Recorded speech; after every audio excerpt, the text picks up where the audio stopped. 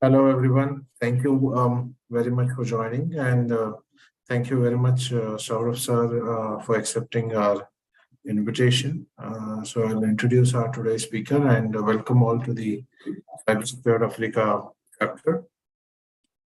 And this is the Expert Talk series for Cybersecurity Africa. I'll introduce our today's speaker. He's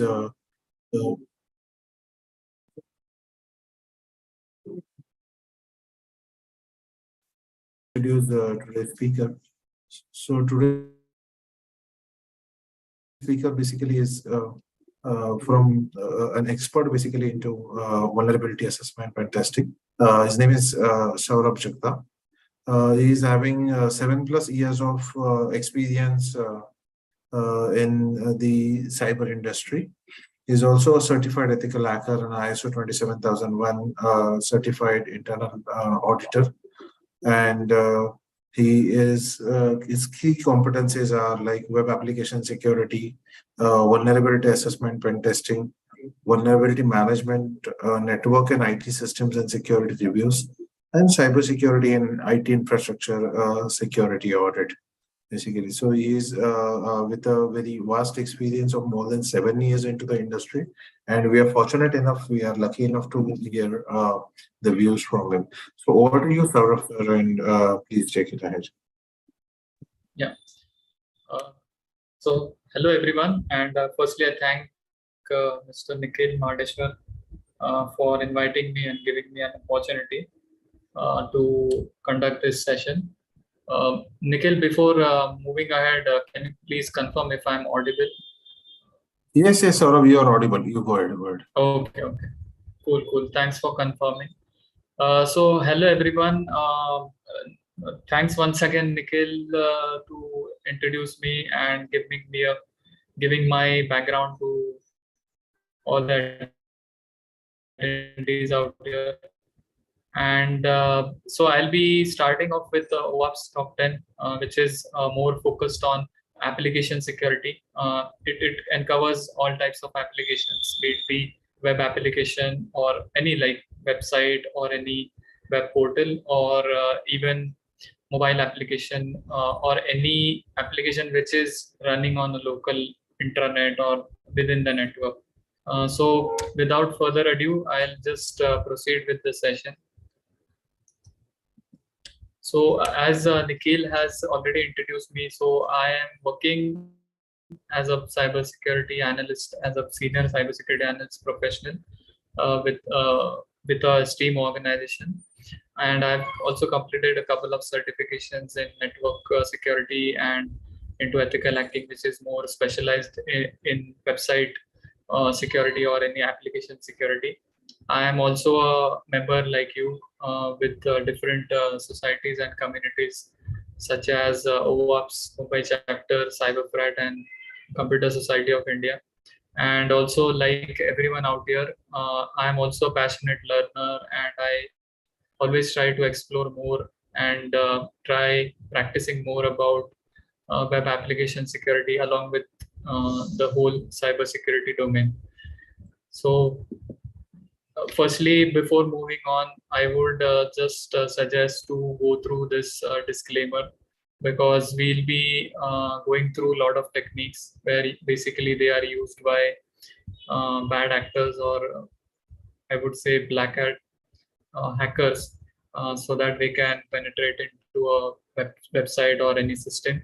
So these techniques are very crucial, but they can also be dangerous. Like if you use it in an illegal or any unauthorized manner. So I would suggest to go through this disclaimer that these tools or any techniques which we'll be discussing now are to be only consumed on educational purpose, and it shouldn't be used anywhere illegally. And if it is used, it can be considered as a crime by any central or state law. So just would request you to keep in mind this can be used as a educational technique wherein you can help any organization, or if you are planning to take up cybersecurity as your career ahead. So you can take it as in a good way, and not use it in any unauthorized manner. And whatever techniques I will be discussing or I'll be sharing with you are only for, as I'm repeating it again, are only for educational and awareness purpose, so that it will help you as a guidance when you are actually performing any testing. And if any illegal use is done, then I don't take that responsibility, and I won't be liable for that. Moving on, why we are here early morning to discuss OWASP top 10 and application security, why it is so important nowadays.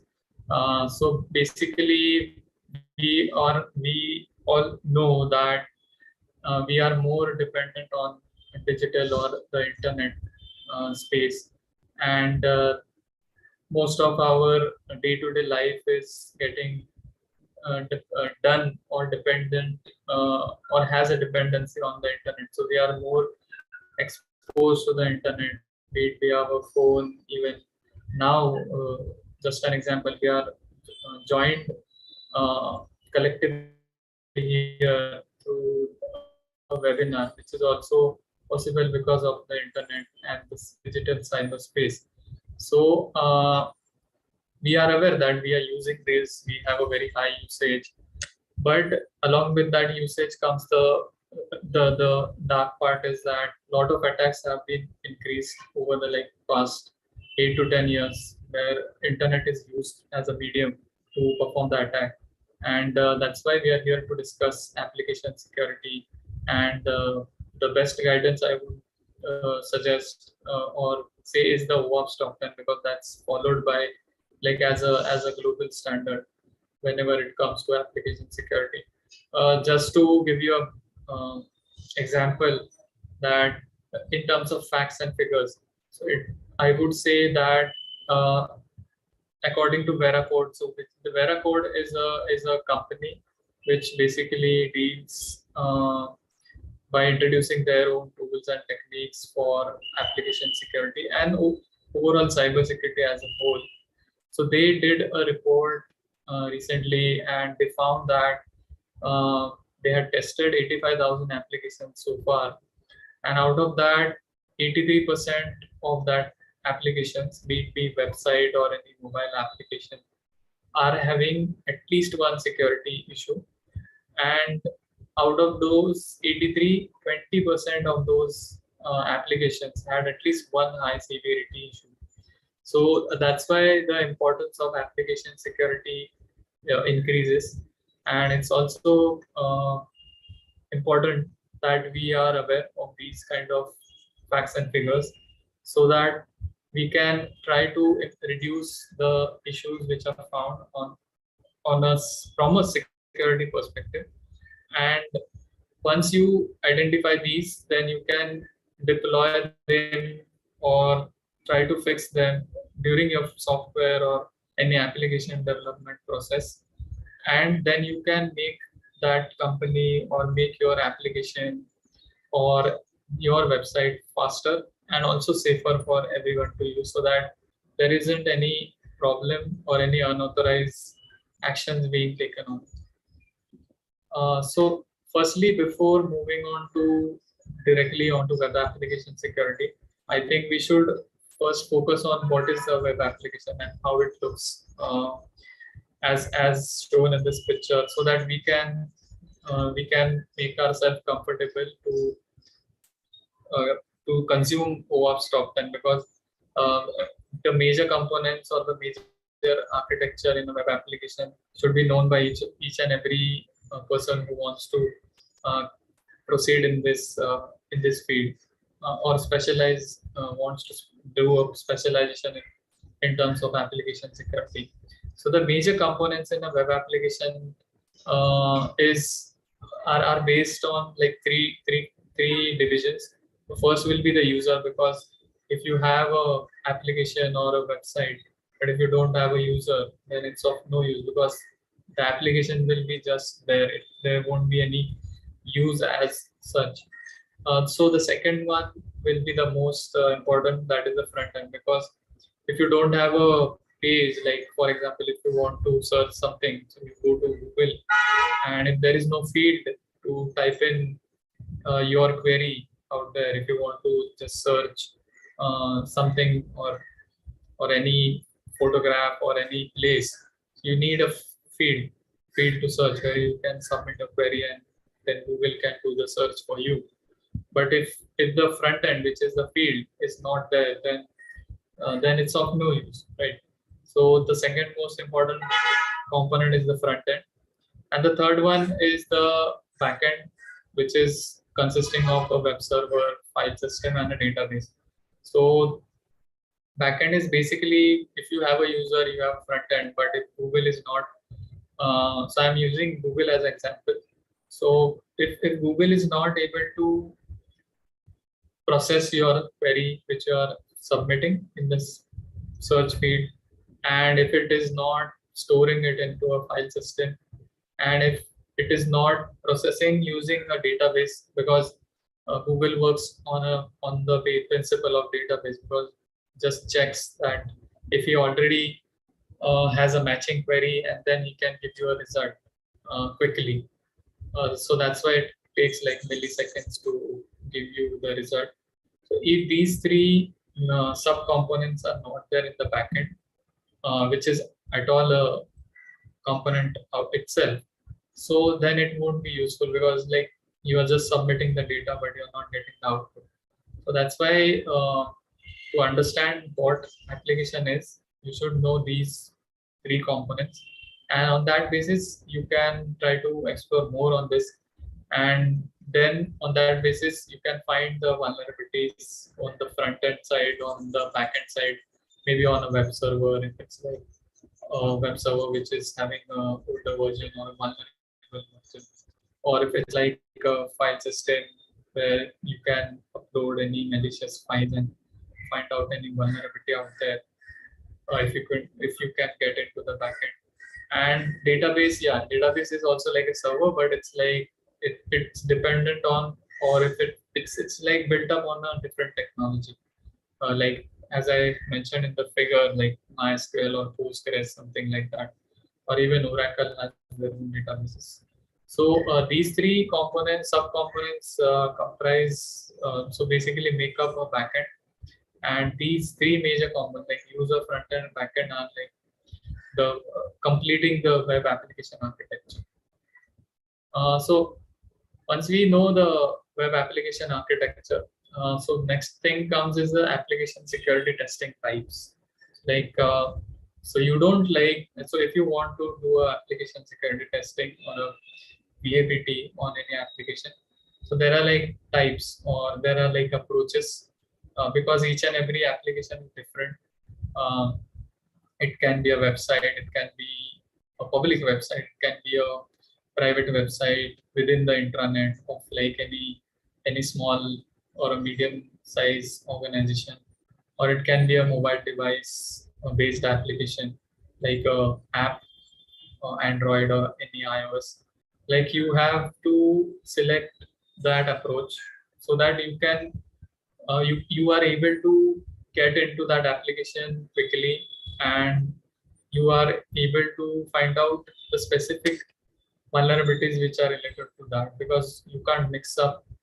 You can just go and take any application without any approach and start testing. It has to be stepwise. Like there are major 4 testing types. The first is like static testing, which wherein you just analyze the code whenever the application is in the building process, and while it is being built using coding, and the coding step is being done, and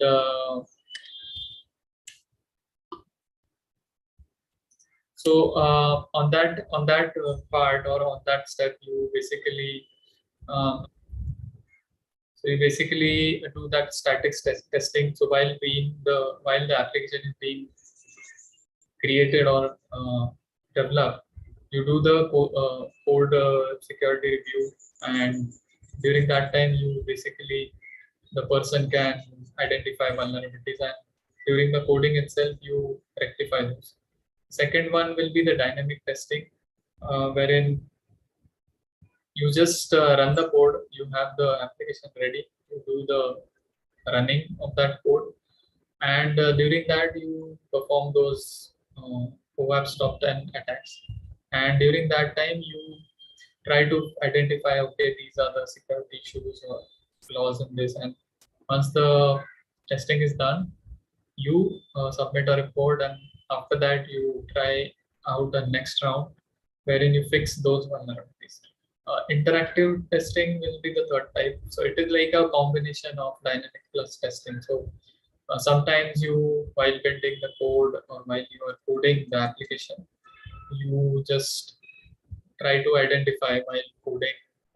You sit with the development team, with the developers, and you discuss with them, okay, so what version you're using, which language.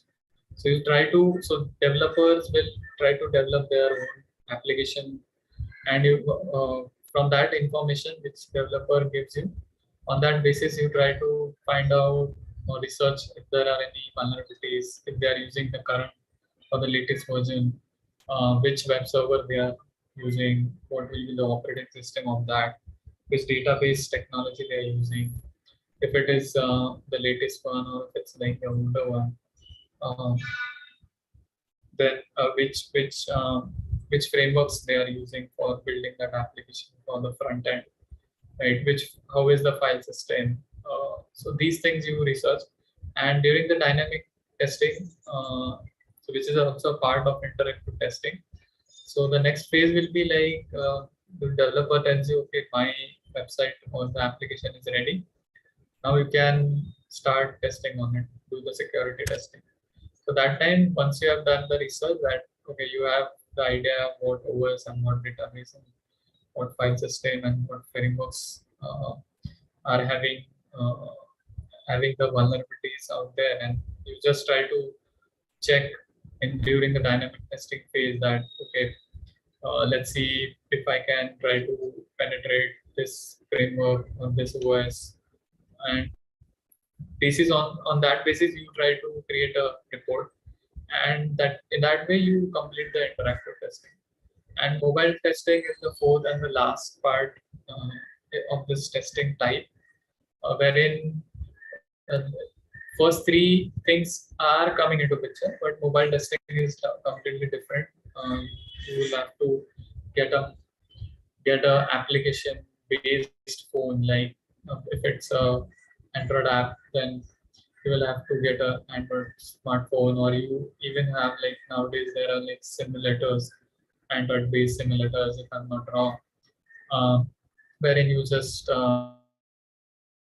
simulate mobile app and you try testing mobile applications as well. So this is specifically for mobile environments. It can be iOS and even Android. So these are the four major testing types in the testing phase. Like there are changes, there are new techniques.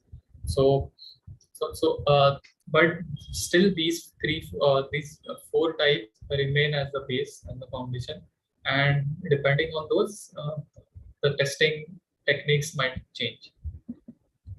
So next one will be the VAPT method or the G. So VA for, as you might be aware, it's vulnerability assessment and penetration testing.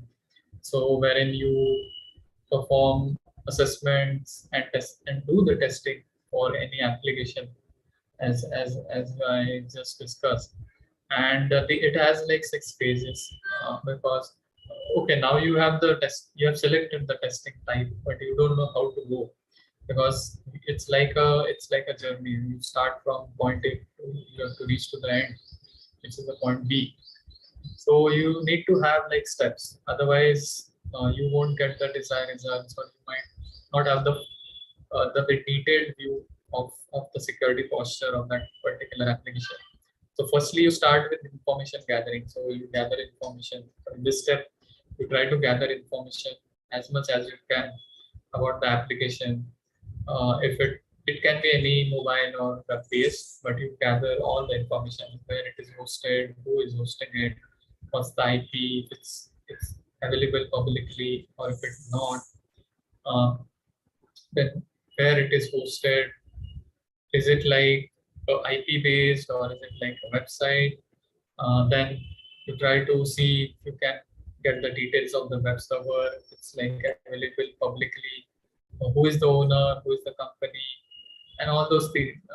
Which framework they are using? As I said earlier, which language they have used for creating that application. It can be PHP, C++, C Sharp, whichever, .NET framework, anything.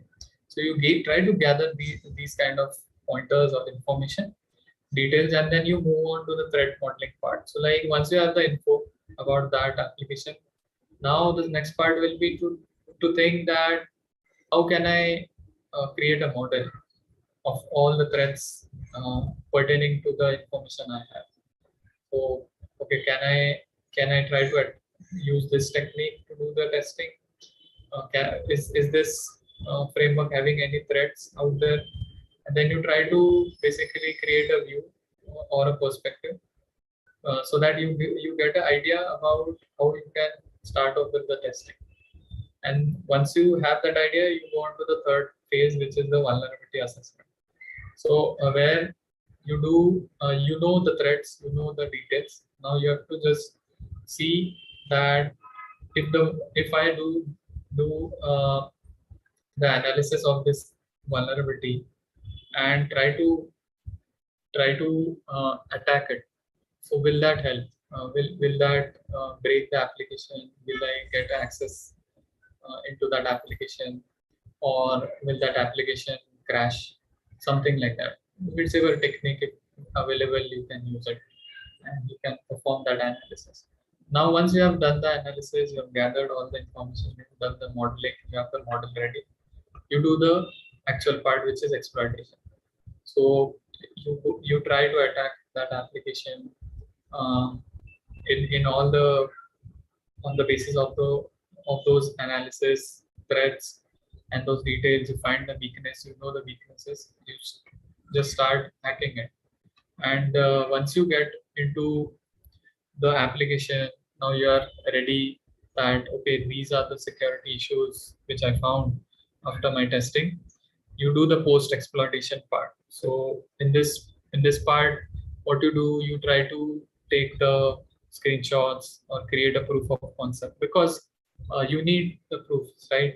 Because if, for example, if you are having an application, if you hire any security analyst to do these kind of modeling and analysis and perform the testing, but and if he comes to you without any proofs, then how would you trust? Like you would say no, like my application is secure. How can you prove that? For that, you need post exploitation step, where you also try to give out details that okay, I performed this type of attack and I got this access, or I got this file, or see, I brought down the website, it is not accessible now, or you did an account takeover, or you got the credentials of all the users of this application. For all these details, the fifth step is most important. And the sixth step will be the reporting, because just only having the proof of concepts, you can't just go and tell anyone that okay, your application is not secure, or these are the issues. If you have a proper detailed report with all the observations and any references wherein the person can, if he is not from the cybersecurity field, or if it's not from the IT field or a digital space, then it will be very helpful if you give him a report, and the report has all the details, the proofs, along with the reference that how you did that attack, where it is referring to, and then the solution or a recommendation that how can we close that gap. Because just being a cybersecurity professional, it's not it's a total responsibility that you not only report any vulnerability, or you not only let the owner know that these are the security gaps, but it is also important that you mention the recommendations or the solutions wherein the team or the owner of that app can fix those vulnerabilities and make the app safer to use, right? So that is done in the reporting phase. So there are, so now we have discussed web application architecture. We have discussed the testing types. We have discussed how to do the testing, like what are the steps involved. We'll now move on to the attack scenario, like which are the main or major web application attacks done. So like majorly there are a lot of attacks currently, but these 7 types are like the major top 7, I would say, from the top 10 list of attacks, where with using these still like currently the cyber threats are coming up. So the first one will be the malware. You might have, and even I am pretty confident that all these 7 must be uh, heard by you sometimes, or somewhere you might have read about it, or even in the previous session these might have been discussed. So firstly I would start with the malware based attack. So malware based attack is like wherein you receive an email and you just click on it without going through it, and if you click on it, a file downloads and it gets installed on your computer, and in the backend it starts running, and suddenly your data gets encrypted and you can't control your data, and everything is encrypted. You can't go into your PC. Basically, it's down for you. It's locked. So that type of attack is like known as ransomware, but for that malware is used. Even nowadays, like there are malwares coming through USBs, or even through any connected device, not only as email, but it can be spread on a network wherein a bad actor or a threat actor can uh, penetrate into a network and just spread the malware, and it will infect all the computers. So that is a, but that was a network level attack. On a web application, it can be like you upload a file, and in that file you have a shell where the malware is used as a payload, and you upload that shell file onto any web application, and you just submit it. And if the application is not that secure, it will accept it, and then it will spread out in the web application, and then the application can be compromised. So that was about malware. Second one is the phishing. Everyone must be aware of this. Phishing is like you receive an email, you receive a SMS or a text message, or any a message on Facebook or WhatsApp or any other social media application, and you have a link embedded in it. You click on the link and it can download anything, or maybe steal your credentials if it's like a social media app. And then you lose control of your phone, or maybe you can just disclose the credentials of your account. So that is called as phishing.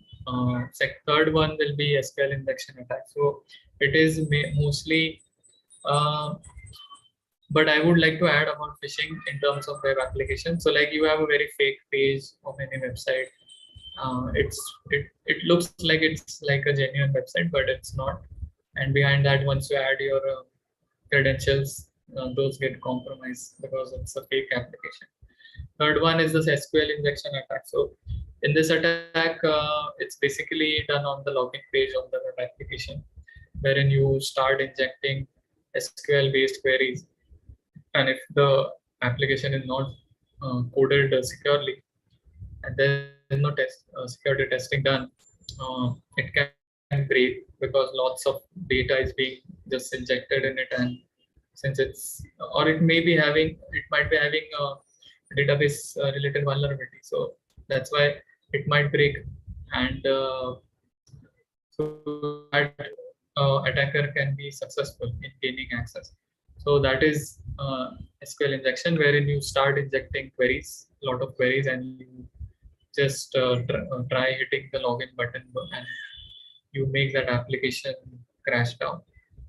Fourth one will be cross-site scripting, which is known as XSS. In this, where you find the URL of that application or of any web page, you try to inject a code, very small and short code, and if you just run that web page once again after injecting that short code, uh, it can make that web page uh, compromise, and once it is compromised, you can run your code, which can be a short one as well, and successfully you can give commands to that web application, like you can give upload command, or you can try to gain access if it's like a form or something, contact form or something. You can try to upload any malware if you want. So that is done through cross-site scripting. Denial of service is the fifth one, wherein you just, as the name suggests, it's also known as DOS attacks, wherein you make the service unavailable for any users for that particular application. So the application goes down and just a blank screen and a white page, and you can't access the application. So this is a type of attack which is done on a large scale, on the large applications, wherein the usage is very large. It's used frequently.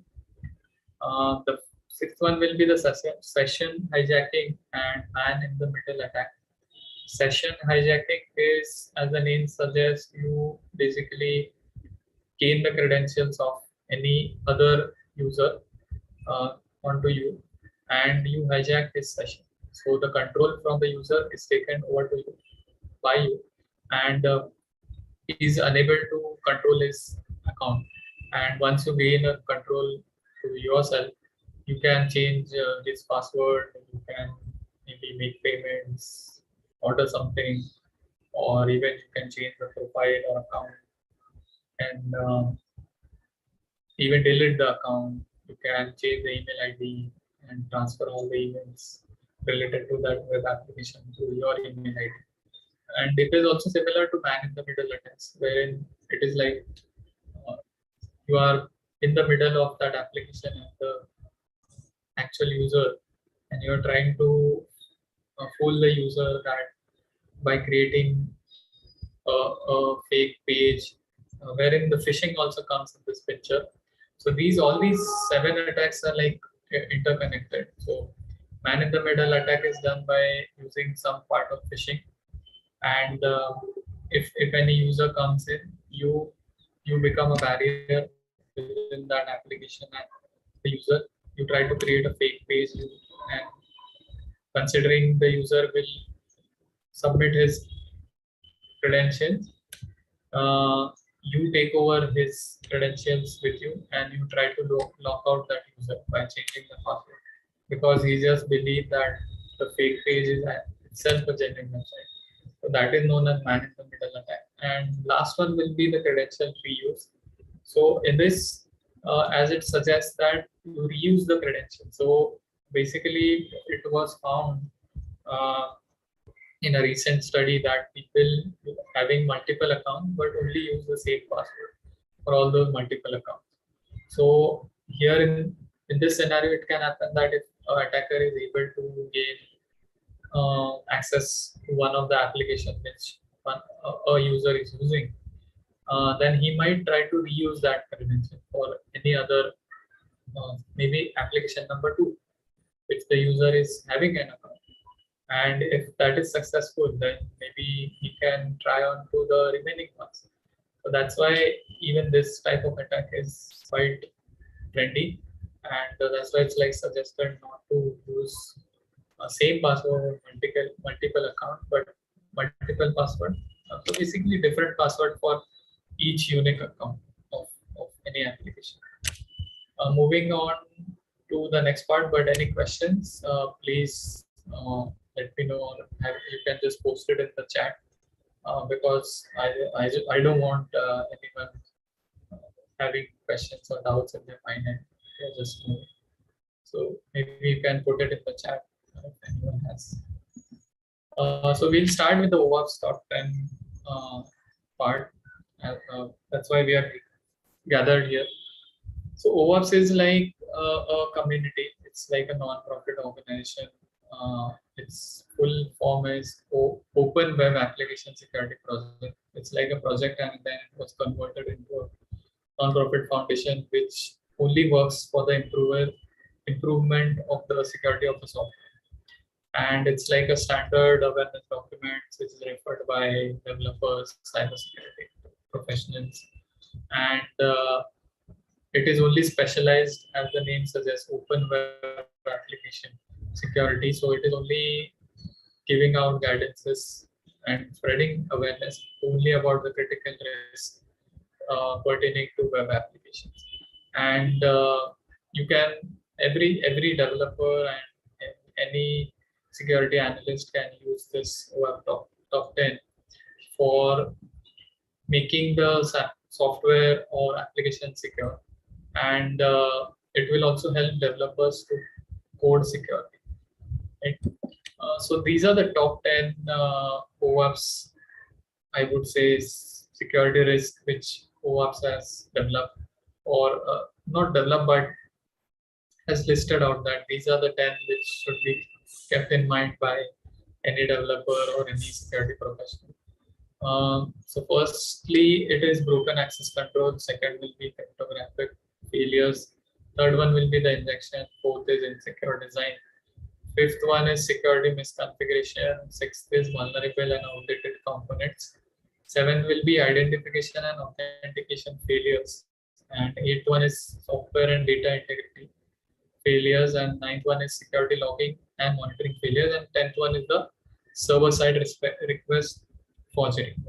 So we'll start with the first one, which is OWASP top 10. Number one, which is broken access control. So what it is talking about? So basically, broken access control is a kind of a risk or a security issue wherein attackers try to bypass the authorization.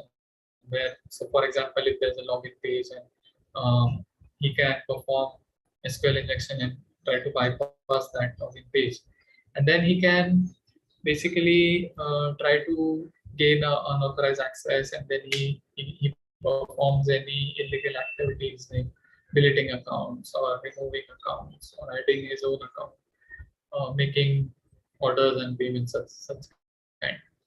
So this can be done like by simply changing any part of the URL, or just make a normal user or admin or a privileged user, something like that. So basically it becomes an admin. For this now, to mitigate this, what are the controls or what can be done? So you should basically, any developer or any security analyst who is testing or working on this kind of security flaw, he should always look for access controls. What are the access controls installed or try to be integrated in that application, where it has like secure password or even multi-factor authentication or two-factor authentication. You can also have a like types of authorization where you authorize the user through email or an SMS or any other kind of maybe a private key where you can just send it only to that user through email or something. And these are the like mitigations which you can try to implement in the application, which will make it secure from any broken access controls or any kind of security flaws which can make any attacker bypass the authorization. Second one is the cryptographic failure. So it is like about totally depending or speaking about encryption done on or applied on an application or any mobile application also. So here I am mentioning both for both the types of application which can be mobile or website. And this is more about like if you type in a password or any email ID or any personal data, it is considered as a sensitive data, and it should be exposed to anyone who is not a part. Like it is your account, so it should be only remaining with you. So it shouldn't be exposed. But in a cryptographic failure, it happens that if the data is not encrypted, and if it is just moving in transit, but it is not encrypted, it's like a plain text data, then it can cause to have a cryptographic failure. Basically, it's not encrypted, right? And if I want to give you an example that maybe or attacker uses broken access control and gains this data by becoming an admin, then he can try to just download that data, and since it's in the plain text, and then he can start a data breach, or maybe start uh, creating fake accounts, something like that.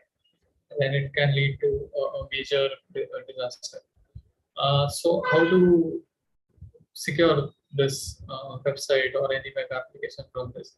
So you can, as I said, you can implement two-factor authentication, and also you can limit login attempt, because you can just a web application can't just start accepting unlimited attempts, login attempts. It should lock out the user after some great limiting.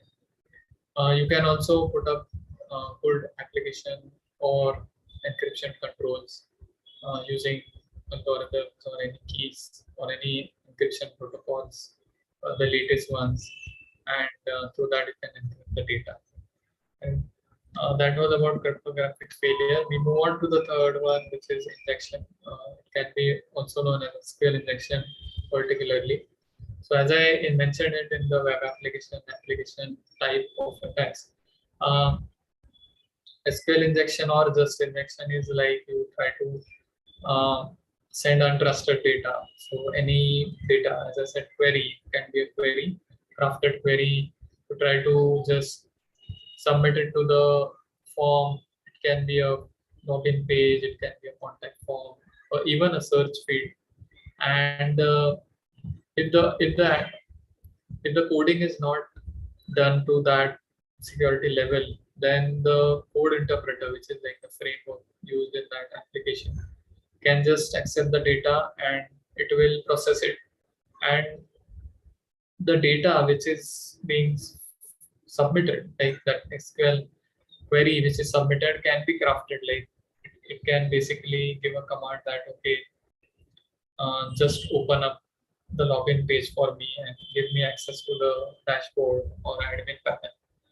And that happens, then you have all the data of the control of that application. You can make the changes in that application as per your wish. So that is dangerous, right? So how to mitigate this issue? So you can firstly need to implement validation, and you sanitize the data which the user is submitting. Sanitizing is like you check on the backend that is the data reliable, is this genuine, is there any kind of malicious code out there, or is there any unwanted character or trusted character out there. You can have that code behind for validation. Then once you have sanitized, you have validated the query, you can then allow or maybe reject the access to that user. Also, you can set control as a database developer or database admin. You can let them know that within the SQL database or using SQL queries, you can just set some control so that you can have less information. And if the user wants some more information, then maybe you can request it on some upper levels. So basically, the idea is to minimize the information exposure. Fourth one is insecure design, where, as the name suggests, this is like wherein this is not attack, but yeah, if you have a weak framework, if you have a weak coding language, if you have a weak or a older version of any operating system, or even with even the web server which is having the application hosted is outdated. So these things come into design, right? And if these are like poor and not fixed, not maintained, then this can lead to an insecure design attack, and any security flaw pertaining to outdated OS, poor coding, no reviews, using these attack can be performed, right? So lacking basic security controls can also uh, try to give access to any unauthorized user into that application. So what you can do to mitigate this? So you can have a secure software development cycle wherein you try to perform security testing at regular intervals. You can start injecting or leverage application security practices from the beginning of that application development. You can create a library, or you can have a set of rules that okay, these security patterns should be used or integrated in that application, so that once it is alive or once it's ready to use, you won't have much of a security concerns. And maybe another thing we can also do is that we can create a threat modeling, as we discussed. That one of the step is to create a threat model. You can also create a threat model for the application, and you can just analyze that are there any threats and what is the risk level and all those type of things. Moving on to the fifth one, this is security misconfiguration. So in this, wherein it is similar to insecure design, but this is more of on the code level, wherein or even the backend. So whenever you might have seen that if you enter wrong password, it gives out a error message, or if it is unavailable, then it will show some error like 500 internal error, or if any service is down, then it will show 503 service unavailable. So these type of error where the application lets the user know that okay, this is the error and this is the reason. So in security misconfiguration, it should not be. It usually happens that the application gives out a very detailed error, wherein any threat actor can try to analyze that what will be the. So basically the threat actor gets a hint that okay, this application is using .NET framework. Then he might try to see which are the exploits available for a .NET framework, and then using that he can try to attack. So just to avoid that and giving out hints, uh, what a developer can or a security analyst can suggest that give out less errors, very short in short, and also try to basically use features wherein there's no requirement of as such, and even the configuration. So any web application, whenever it's built, you need to configure it. You have to integrate it with the operating system on which you are hosting. So even the server configuration should be made properly made and should be updated. You should also apply security patches to your web application, because each and if you take, for example, PHP, they release security patches for their framework. So you should always try to configure that. So if you don't configure, that is known as security misconfiguration. If you don't apply patches to your servers, your database, your frameworks, then that might cause a security issue. And even the environment which it is being hosted, like it be internal or external, like public facing, the environment should be kept secured. Even the environment can be like if it is hosted in a data center or on a cloud environment, we should make sure that even that environment or these type of environments are secured and patched and configured in a secure way. Moving on to the sixth one, it's also similar something to as security misconfiguration, and this is known as vulnerable and outdated component. So this will be a repetition of same security misconfiguration. So this talks about the components. So as we saw, web server, database, OS. So these are components, but these should be outdated and should not be running on a vulnerable version. So if it is running on a outdated version, then it might cause a issue. It gets open to all the threats out there in the cyberspace, and it can cause a major cyber incident. Now, how to mitigate these? So if you are using any unused component in the web application, or even in any of the other components of the backend or front end, you can directly remove them. But if they have dependencies, then you should try to make it secure or try to regularly patch them. You can have a analysis tool where it can have a list of all the components and can tell you that, okay, this is the version. You can do a vulnerability scanning maybe once a month or on a monthly or yearly basis, and try to remediate if you find any vulnerabilities and apply that patch, or you follow the security advisory of that uh, operating system organization. Like if it's like Microsoft or Linux, then you try to apply those patches. Next one is the seventh one, OWASP top 10, that is identification and authentication failures.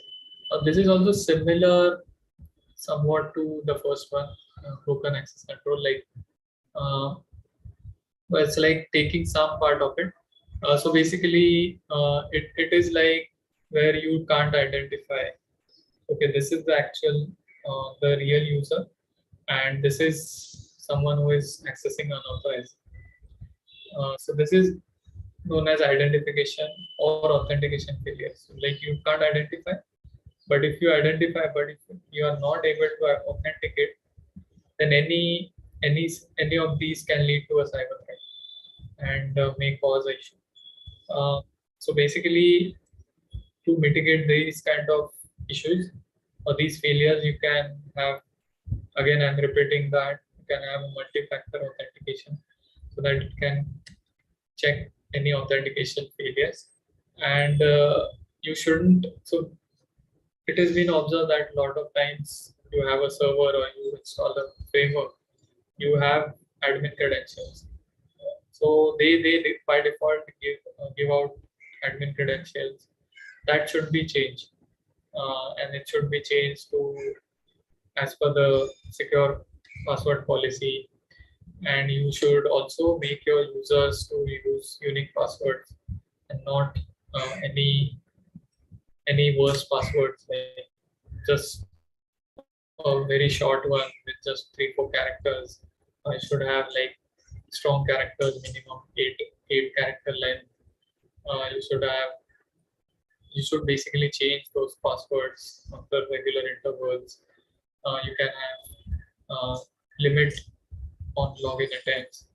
You can also try to authenticate the user or let him know that, okay, this is the time now you have to change the password.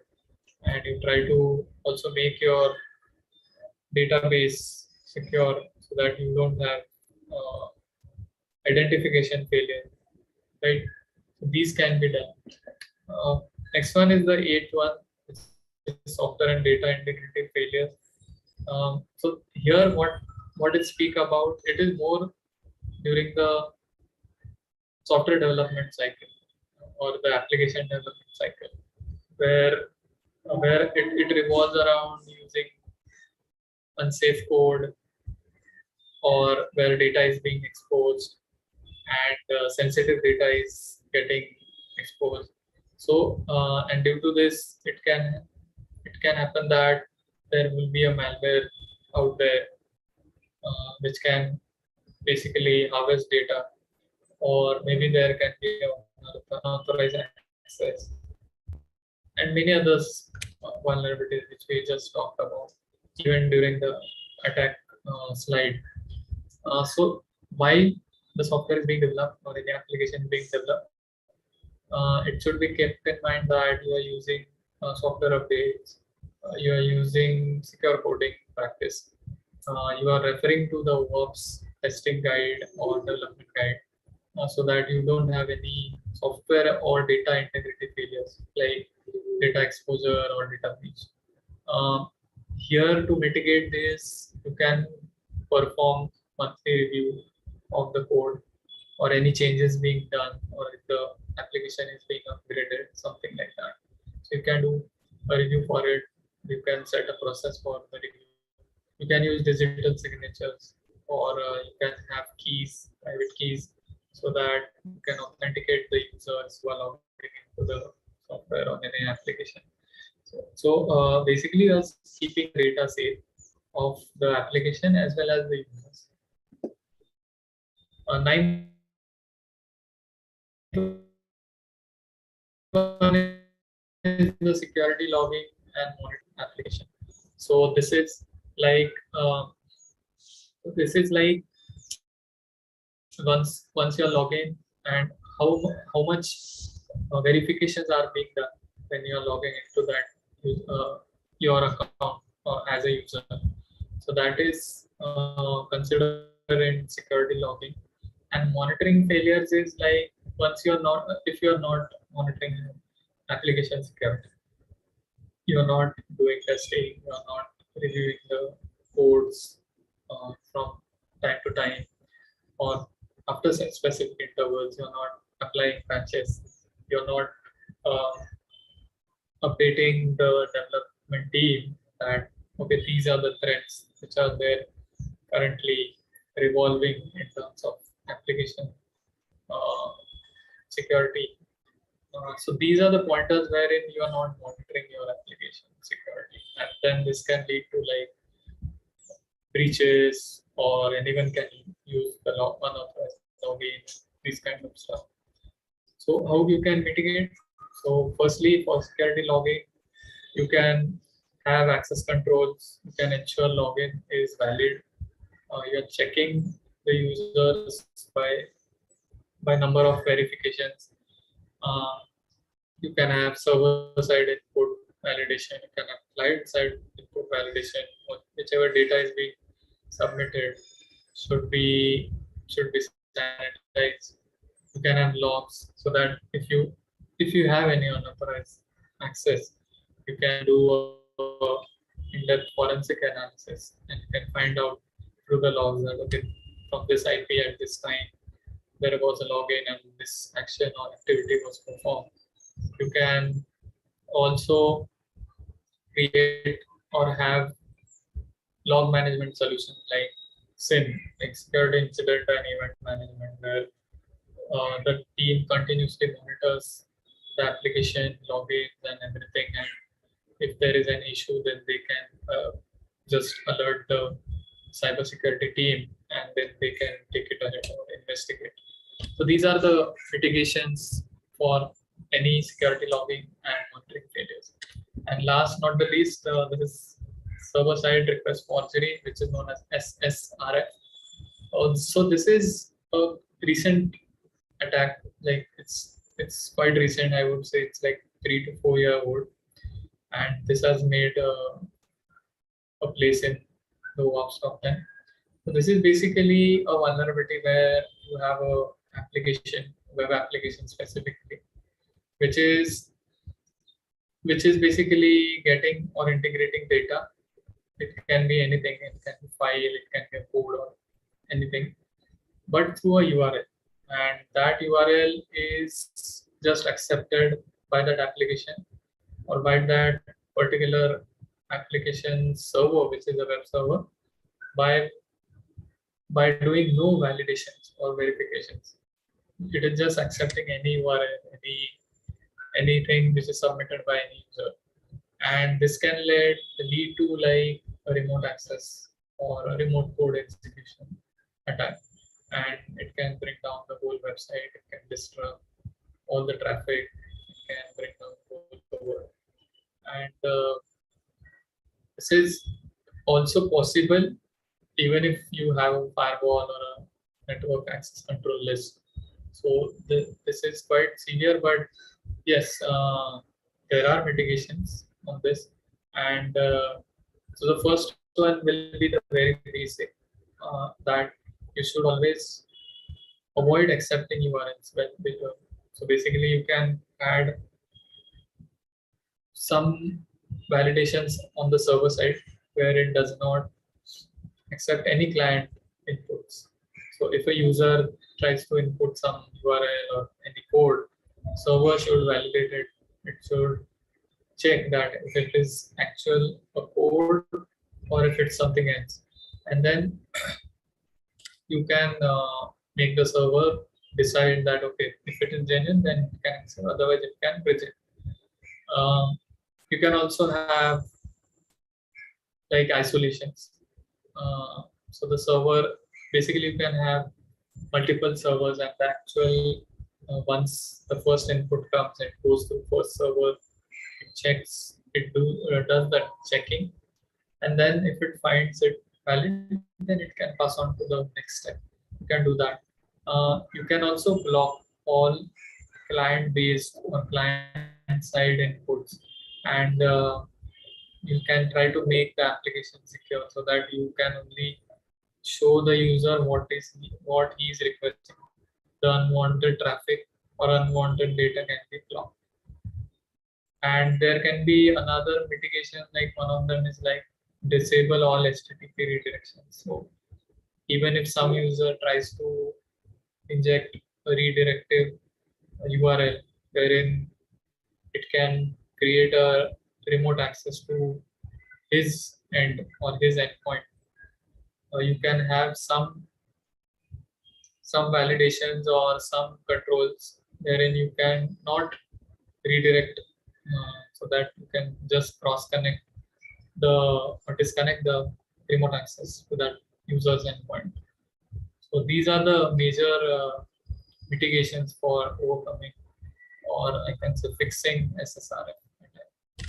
I think we have completed the OWASP top 10 out here, all the top 10 vulnerabilities or techniques used for application security testing. And I hope I was able to deliver those in a better manner. And still, if you have any queries, I can open it to you, and I'll be happy to try to resolve those.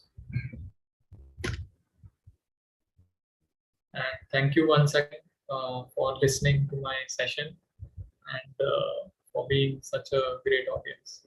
Yeah, thank you very much, Saurabh, sir, for taking out time from your busy schedule and addressing the cybersecurity Africa like students and the participants. And I would now request everyone to fill the feedback form which is posted in the YouTube chat, feedback form link, and it's been pinned also. Feedback form link is filling is really important to mark your attendance. And if you have any questions, you can post it into the YouTube chat for Saurabh, sir. You've covered a lot of things in depth, and obviously once the students practice about it, the participants practice about it, they will get more and more inputs about it. So thank you very much once again for covering the topic in depth. That is what I can see. And thank you, Bonaventure and Cybersecurity Africa for organizing this talk in collaboration with Cybersecurity India.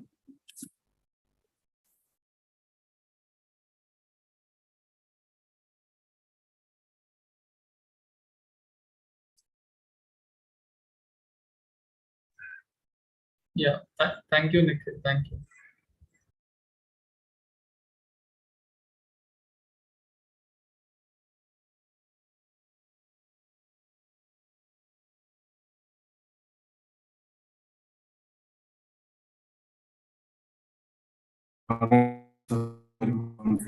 And I declare the session basically has been completed. Thank you.